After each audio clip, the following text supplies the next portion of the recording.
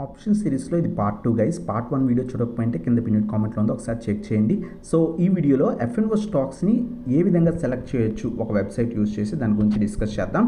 So just మీరు గూగుల్లోకి వెళ్ళండి. గూగుల్లోకి వెళ్ళిన తర్వాత మనీ కంట్రోల్ ట్రేడ్ సెటప్ అని క్లిక్ చేయండి. సో క్లిక్ చేస్తే మీకు ఇక్కడ వెబ్సైట్ ఓపెన్ అవుతుంది. ఎవ్రీడే మార్నింగ్ వెళ్ళి మీరు money control trade setup click చేస్తే కనుక మీకు ఇక్కడ సో మీరు మనీ కంట్రోల్ యాప్లోకి వెళ్తారు లేదా వెబ్సైట్లోకి వెళ్తారు అనమాట. వెబ్సైట్లోకి వెళ్ళిన తర్వాత మీకు కొంచెం కిందకు వస్తే కనుక మీకు ఈ విధంగా కనిపిస్తుంది అనమాట. లాంగ్ బిల్డప్ అని, అలాగే లాంగ్ అన్వైండింగ్ అని, షార్ట్ బిల్డప్ అని, షార్ట్ కవరింగ్ అని. సో వీటి గురించి పూర్తి వీడియో కావాలంటే కింద కామెంట్ సెక్షన్లో లాంగ్ వీడియో అని టైప్ చేయండి. దాని గురించి అప్కమింగ్ వీడియోస్లో డిస్కస్ చేద్దాం.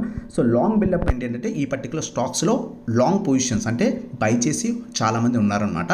సో ఒకవేళ మార్కెట్స్ పాజిటివ్ ఉంటే ఈ పర్టికులర్ స్టాక్స్లో ఆ రోజు పాజిటివ్ ఉంటే కనుక సో కాల్ ఆప్షన్స్ కానీ లేకపోతే ఫ్యూచర్స్ని బై చేసుకోవచ్చు. అలాగే షార్ట్ బిల్డప్ అంటే ఈ పర్టికులర్ స్టాక్స్ను షార్ట్ చేస్తున్నారన్నమాట. సో ఈ స్టాక్స్లో మీరు షార్ట్ చేసి మంచి ప్రాఫిట్స్